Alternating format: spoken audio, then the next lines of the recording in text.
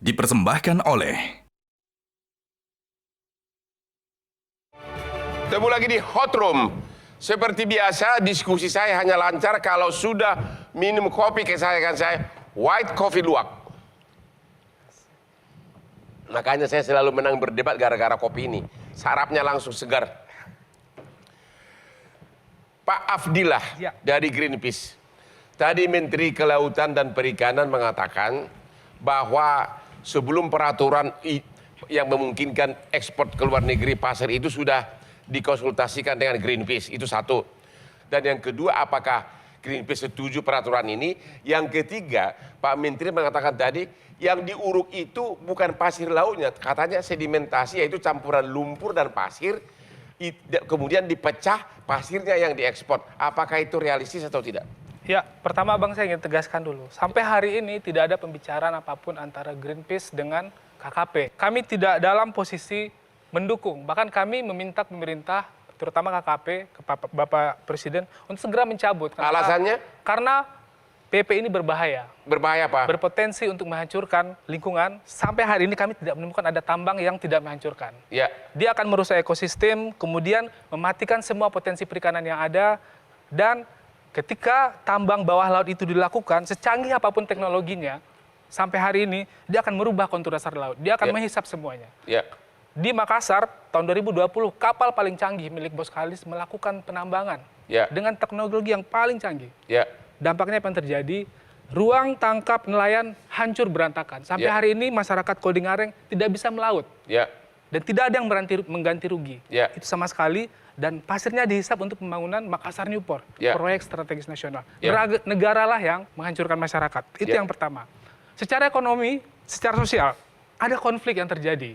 Dan celakanya ketika konflik itu terjadi antara pemerintah dengan masyarakat, ya pemerintah punya kuasa untuk memobilisasi aparat dan dikriminalisasilah beberapa orang teman-teman di situ. Berikutnya Bang, kita sudah belajar di 2003 itu, kerugian kebocoran negara itu lebih dari 90%. 5.000 triliun lebih yang bocor. Bocor kemana? Nggak tahu. Karena yang dilaporkan itu hanya 8-3%.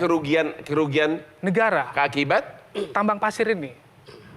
Oh maksudnya? Jadi tambang pasir ini banyak yang dilakukan secara ilegal, pengirimannya segala macam. Kemudian terlaporkan ke negara itu sangat sedikit. Sangat sedikit. Itulah salah satu alasan kenapa dilarang. Selain memang masyarakat berteriak. Kemudian sampai hari ini itu tidak bisa dipulihkan sama sekali. Jadi alasannya sudah sangat kuat, ini tidak bisa ditolerir. Sehingga Greenpeace mengatakan kita harus menolak ini dan meminta Presiden untuk mencabut. Itu posisi Greenpeace. Dan apapun yang disampaikan oleh Bapak Menteri, saya mohon klarifikasi, itu hanya yang saya ingat berapa hari yang lalu Bapak Menteri melakukan konferensi pers, ada rekan kami di situ, kemudian mengajak Greenpeace. Dan kami sekali lagi kemarin konferensi pers, Greenpeace menolak untuk terlibat. Kalau diajak terlibat pun posisi kami sudah jelas. Jadi belum ada pembicaraan, belum ada diskusi. Tidak ada sama sekali. Baru hanya sekedar say hi gitu.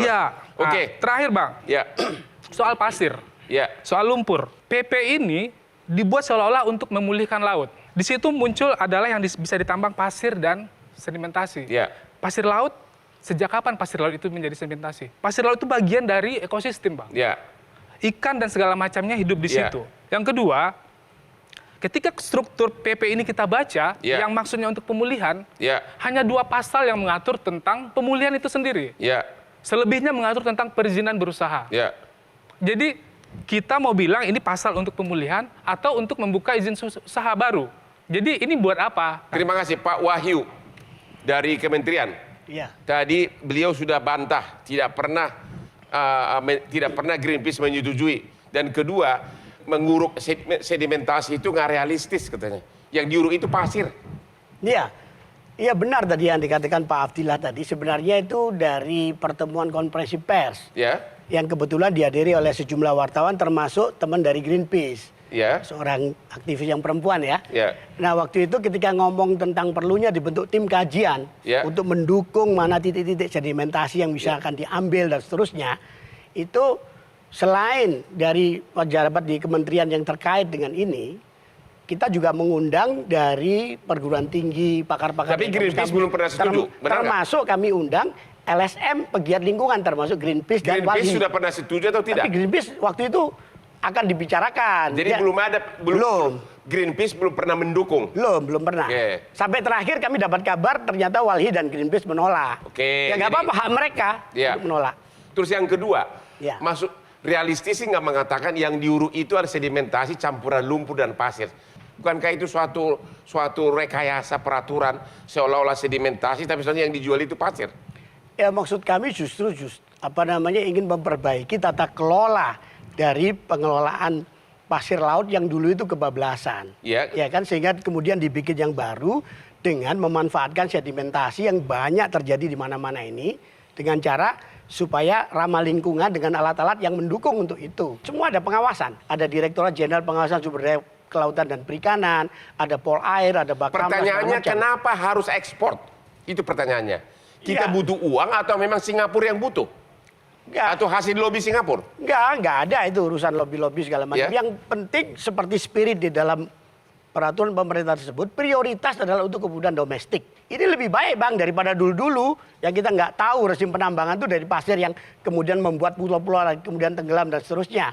Nah kemudian kaitannya dengan Singapura misalnya terhadap ekses dari apa yang sudah diambil. Kalau misalnya domestik sudah cukup, ya boleh dong diekspor. Tentu saja setelah memenuhi syarat dan rukunnya. Jadi kalau udah cukup boleh diekspor. Boleh. Pak Angga Wira, ya.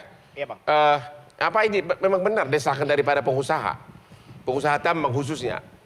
Saya rasa pertama kita apresiasi ya. Apresiasi. Karena bakal menghasilkan duit bagi pengusaha. Apresiasi karena tentunya tadi ada perbaikan tata kelola. Ini kan penting ya, karena kan sudah 20 tahun kan. Tidak bisa juga 20 tahun tertutup. Iya, didiamkan begitu saja karena faktanya memang di dalam negeri kan pemanfaatannya juga terus dilakukan gitu loh Bang. Nah ini kan juga perlu kerangka hukum, aturan-aturan yang clear dan juga dari sisi pengawasan yang tadi. Yang mendesak pengusaha lokal atau pemerintah negara asing? Enggak ada, saya rasa untuk kepentingan dalam negeri juga sudah cukup banyak sekali gitu loh. Jadi kita nggak melihat dulu keluar lah, tapi di dalam negeri juga sangat-sangat dibutuhkan dan perlu aturan yang clear terutama dari sisi pengawasan. Itu yang kita juga ingin sampaikan berulang kali ya, ketika kita dimintakan pendapat, kita sepakat bahwa pengendalian itu adalah penting gitu ya. Jangan sampai tadi karena saya yakin juga kemanfaatan laut ini banyak sekali gitu. Jangan sampai dengan adanya kebijakan ini membuat kerusakan yang lebih parah lagi. Saya rasa dalam penyusunan aturan ini kan sudah melibatkan ya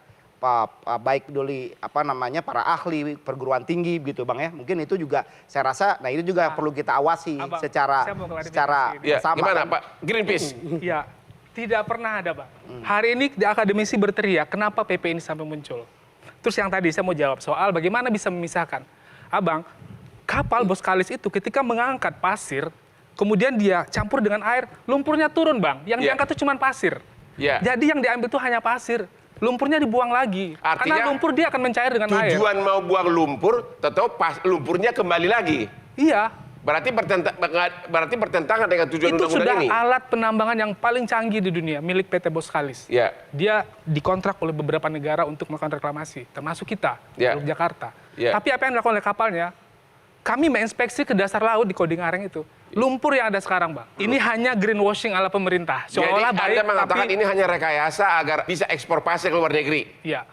Kita istirahat dulu, kita akan nanya nanti kepada nelayan dan juga kepada wakil kita di DPR. Sampai ketemu.